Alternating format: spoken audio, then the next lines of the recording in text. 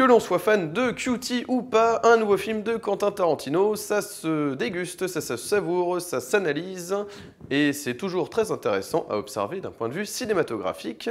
Donc c'est parti, les films du vendredi, 24e.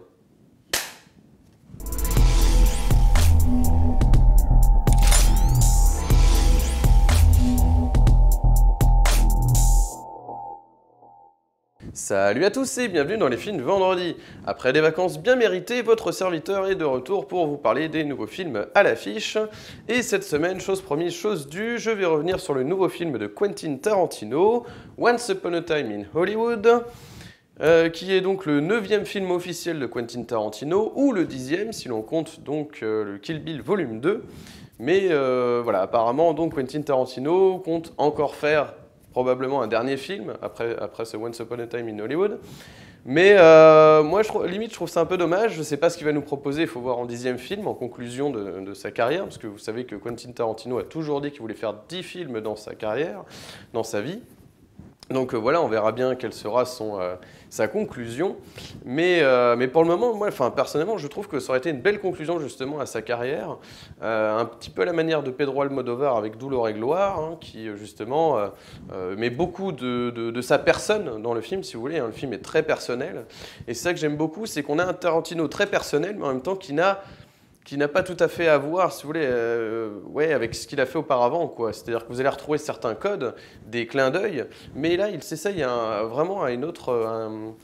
peut-être pas un autre style, je dirais, mais en tout cas une autre dynamique. Son film a une autre dynamique, c'est un film qui est très long, et c'est un film qui prend le temps de présenter les personnages, de faire apprécier le Los Angeles de l'année 1969. Donc ça, c'est plutôt appréciable.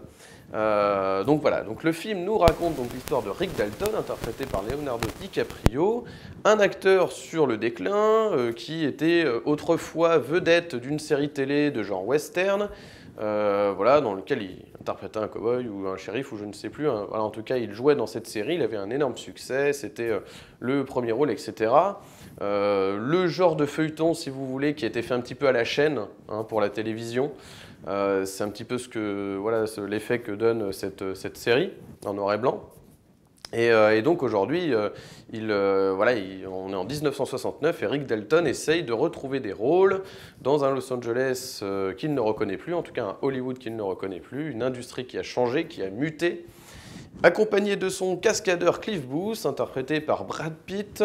Et donc ce qui est intéressant de la part de Quentin Tarantino, si vous voulez, avec ce duo, c'est qu'on sent vraiment que ce soit DiCaprio ou Pitt, ils s'amusent énormément à jouer les acteurs has-been. Et ça, c'est vraiment drôle parce que, il y a aussi une réflexion sur aujourd'hui, parce que le Hollywood d'aujourd'hui a également changé en 2019. Hein.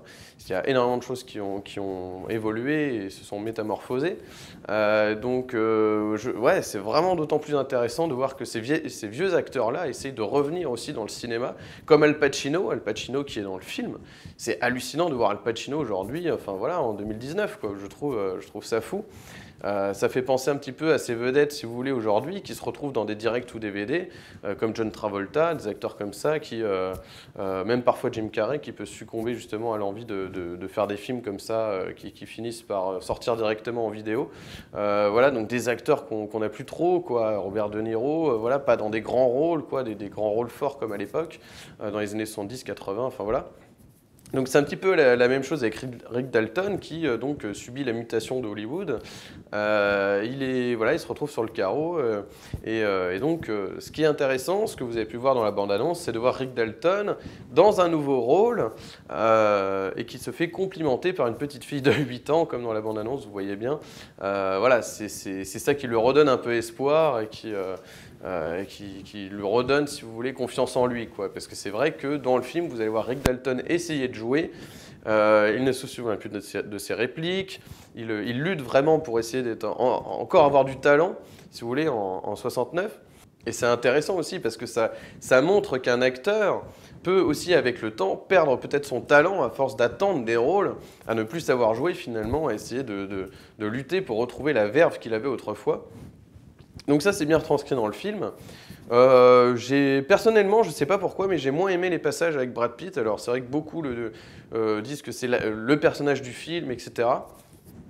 je trouve pas si intéressant que ça. Je trouve que ce qui est intéressant, c'est que Pitt doit exister pour faire exister DiCaprio et ainsi de suite.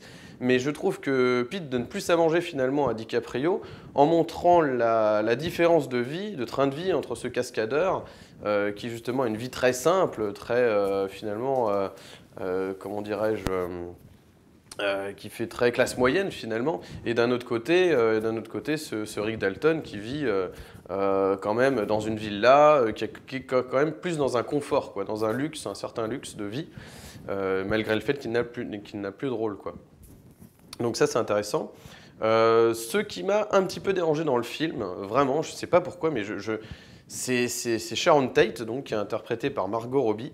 C'est quand même le troisième rôle, c'est censé être le troisième plus grand rôle du film, en tout cas c'est comme ça que c'est classé, quoi.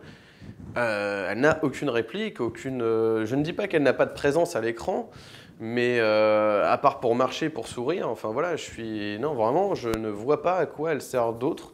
Je trouve qu'on aurait pu donner plus de relief à Sharon Tate. Moi, c'est ce qui m'a un peu dérangé, parce que voilà, le but c'est aussi de montrer les meurtres de Charles Manson, etc. Ou en tout cas de les évoquer, quoi. Voilà. Mais Sharon Tate, qui est quand même bien présente, bien réelle dans le film, hein, sous les traits de Margot Robbie, à part danser, sourire et marcher, je ne vois pas trop ce qu'il y a de si fascinant dans son rôle. Et moi, c'est ce qui m'a un peu gêné, quoi. Bon, personnellement. Mais sinon, le film retranscrit parfaitement ce qu'était le Hollywood de l'année 69, avec évidemment toute cette vague hippie qui aussi a entraîné donc des hippies extrémistes, hein, qui ont fait que Hollywood après était un petit peu plus... Enfin, à Los Angeles, du moins, les gens étaient un peu plus méfiants. Suite à cela dans les années 70, mais avant, voilà, on pouvait prendre quelqu'un en autostop. C'est ce que fait Brad Pitt en prenant cette jeune hippie en autostop, et qui avait, voilà, quelque chose qui s'est un petit peu perdu de cette époque où il y avait plus d'insouciance. Voilà, c'est un petit peu, je pense, que veut nous montrer Tarantino aussi, avec ce côté où il y avait une sorte d'insouciance, et que voilà, depuis les événements de Charles Manson, tout a changé, et que lui, la version qu'il propose dans le film est une version fantasmée de ses souvenirs de jeunesse, malgré le fait qu'il n'est pas connu l'année 69, hein, il me semble qu'il est quand même né plus tard, Tarantino. Bon, en tout cas, voilà, il était très jeune, ou en tout cas il était très jeune. Il n'a pas... comment dire, c'est une époque qu'il aurait voulu connaître pleinement, je pense. Et lui, qui est arrivé dans les années 90, hein, Reservoir Dogs c'est 92, il a connu le Hollywood des années 90, quoi. Donc on sent vraiment la nostalgie d'une époque qu'il aurait voulu connaître. Et ça se ressent dans sa filmographie d'ailleurs. Ça se ressent dans sa filmographie quand on voit justement tous les clins d'œil et tout ce qu'il a, tout ce qui s'est réapproprié d'un cinéma, des années 60-70. Donc c'est intéressant de voir ça, de voir cette nostalgie envers ce cinéma. Cette fois-ci, non pas sous la forme d'un nouveau film de Quentin Tarantino avec voilà, une intrigue bien précise, etc., mais plutôt comme une sorte de fable, je dirais, autour de cette époque. Peut-être que le film est un peu long.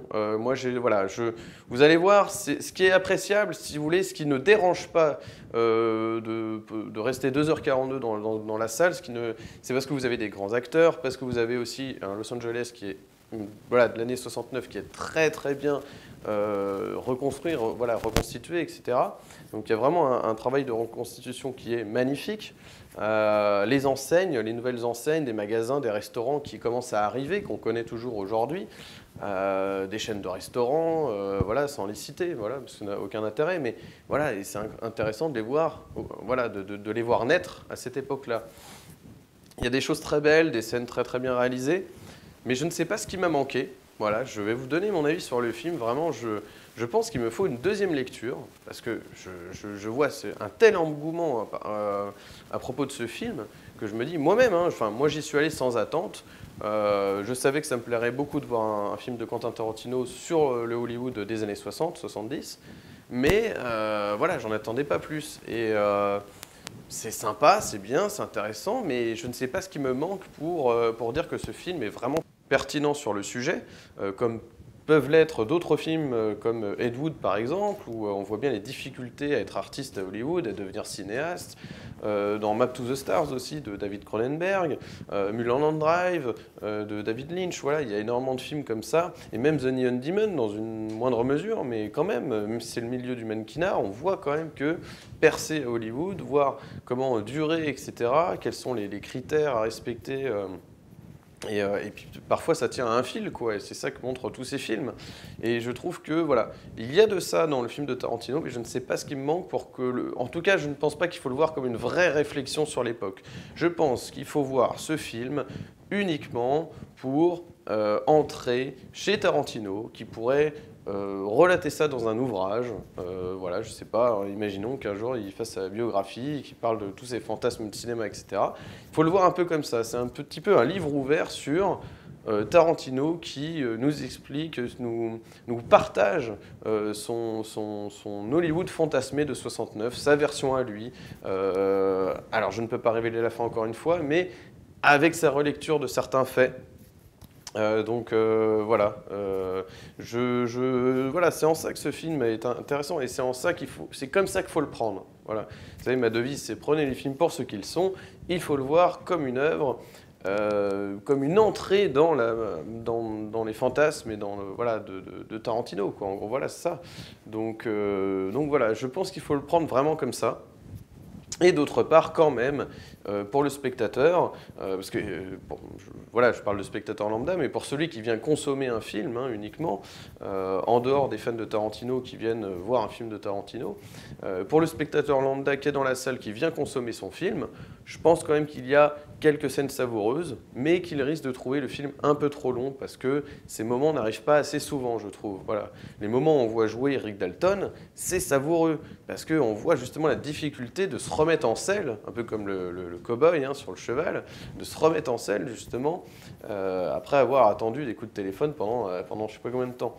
Et donc c'est intéressant de voir ça, les difficultés de perdurer quand on est un dinosaure, même si on est jeune physiquement, mais d'être déjà un dinosaure, d'être déjà un exclu d'Hollywood, voilà, parce que du jour au lendemain, vous n'êtes plus le personnage de cette série à succès.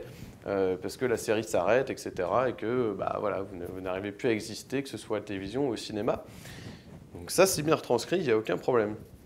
Et voilà, encore une fois, je ne sais pas ce qui me manque pour crier au chef-d'œuvre. Voilà, pour moi, c'est tout simplement un bon film, mais pas de quoi non plus s'extasier comme un fou. Je pense que oui, c'est salutaire de vouloir montrer cette époque-là, mais c'est pas pour autant que le film en lui-même, juste parce il sert, si vous voulez, de miroir sur cette époque-là, je ne vois pas voilà, ce qu'il y a vraiment de plus derrière tout ça. Voilà. À part cette relecture, comme je vous dis, surtout la fin, que je trouve très réussie, pour le coup, avec ce moment très tarantinesque à la fin, vous verrez. Mais voilà, pour moi c'est... Voilà.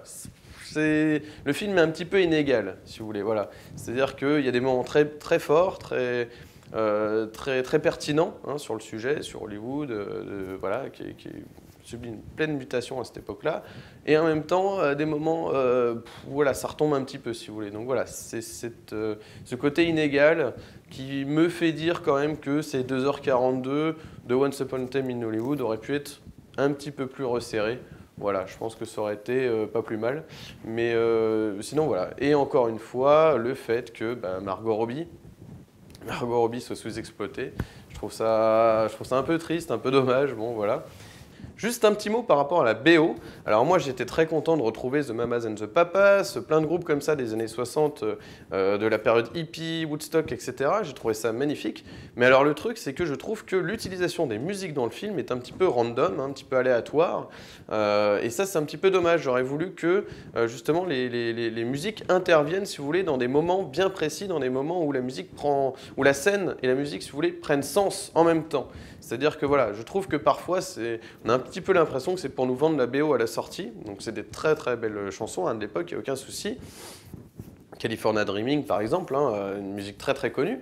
Mais voilà, je trouve que j'aurais bien aimé qu'elle soit utilisée plus à bon escient, à des moments cruciaux, importants, où je sais pas, où la musique prenne tout son sens. Voilà, c'est pas pour faire le parallèle, mais quand Dolan utilise une musique, voilà, c'est jamais anodin, c'est toujours dans un moment plutôt bien choisi. Je sais que voilà, rien à voir avec Quentin Tarantino, mais voilà, c'est un exemple qui me vient comme ça, par exemple. Et là, je trouve que Quentin Tarantino s'amuse un peu à les mettre à tout bout de champ. Alors, j'ai quand même lu que Quentin Tarantino avait l'habitude, dans la voiture, certainement avec ses parents, d'écouter une certaine chaîne de radio, comme le fait Brad Pitt voilà, dans le film, et que justement, il passait plein de tubes, etc. Mais le truc, c'est que je trouve que c'est un petit peu dommage de ne pas les avoir dans des scènes, je sais pas, un peu plus... Ouais, où le texte est porteur de sens par rapport aux images, si vous voulez. Je trouve que ça aurait donné un peu plus de relief à la musique, voilà. Donc voilà, bon, c'est un petit peu mon seul regret avec la présence trop peu importante de Sharon Tate, donc de Margot Robbie dans le film. D'ailleurs, ça me fait penser, je pense que vous connaissez, mais je vous encourage à voir les films de Sergio Leone, voilà, toute la série des Il était une fois, et notamment Il était une fois en Amérique, qui pour le coup durait plus de 4 heures, en tout cas 4 heures effectives, et qui était un très très beau film. Alors évidemment, rien à voir avec ce que nous propose Tarantino, mais c'est vrai qu'on sent qu'il y a un côté où Tarantino voulait un petit peu faire aussi son « Il était une fois ».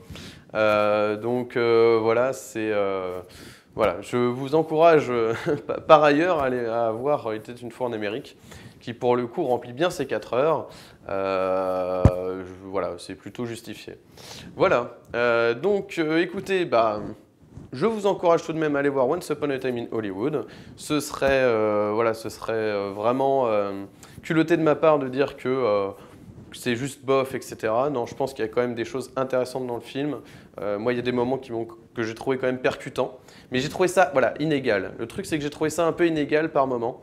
C'est ce que je dirais, voilà, pour terminer. Mais voilà, écoutez, en tout cas, allez quand même voir ce film. Il vaut quand même le détour. Quant à nous, on se retrouve la semaine prochaine. Je ne sais pas de quel film je parlerai encore, mais voilà, ce sera à découvrir la semaine prochaine. En tout cas, je suis ravi d'être de retour sur ma chaîne et de vous retrouver. N'hésitez pas à balancer des commentaires, à me dire voilà, ce que vous en pensez, si vous trouvez que par moment j'ai été dur envers le film, si vous trouvez... je ne sais pas si vous avez d'autres arguments à proposer autour de la construction du film de Tarantino. N'hésitez pas à balancer les commentaires, c'est fait pour ça, c'est fait pour qu'on s'entende, c'est fait pour qu'on parle de cinéma. Et n'oubliez pas de vous abonner, de liker, d'activer la cloche si vous voulez avoir mes dernières vidéos. Et sur ce, les films de vendredi, c'est tout pour aujourd'hui. Rendez-vous la semaine prochaine et d'ici là, n'oubliez pas, prenez les films pour ce qu'ils sont. Allez, ciao! That was the best acting I've ever seen in my whole life. Like you.